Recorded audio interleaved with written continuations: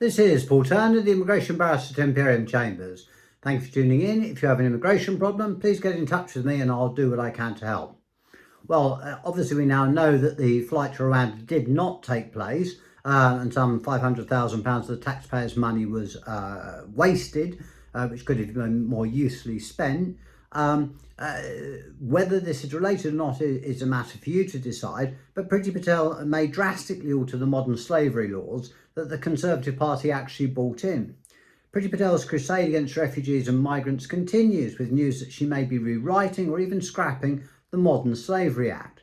The Home Secretary is appointing a review of the Modern Slavery Act to prevent lawyers using it to prevent people from being removed from the United Kingdom.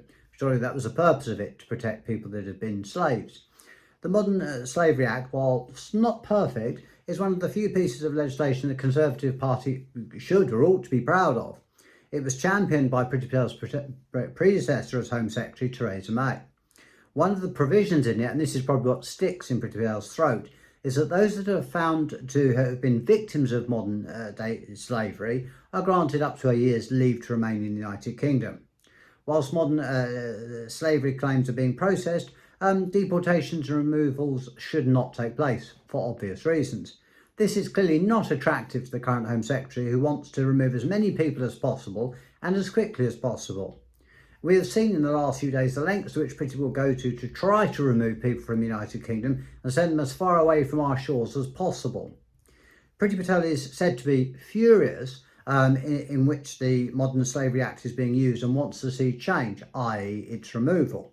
The Home Office has not denied claims that the Act could be reviewed, saying only that we are always looking at ways at how our world-leading modern slavery reforms are supported by those who need it and ensuring vulnerable people are not being exploited. Now, it might seem common sense that the purpose of the Modern Slavery Act is to prevent people from being exploited and to allow those people that come from countries where there is modern-day slavery, such as apparently there are huge slave markets in Libya.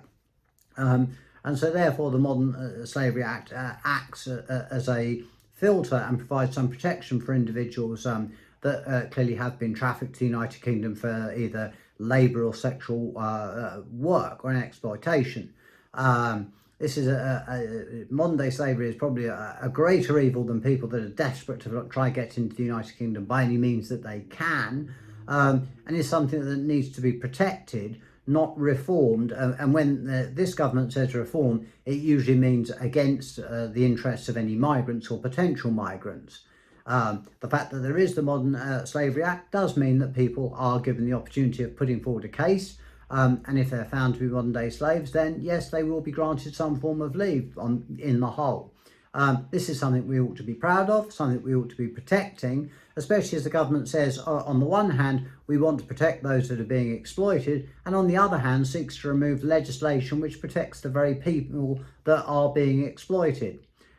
Read into it what you will. It does seem to be a bit of a coincidence that the Rwanda fiasco is happening at the same time that the rumours that the Modern Day Slavery Act or Modern Slavery Act could be drastically altered against the best interests of individuals.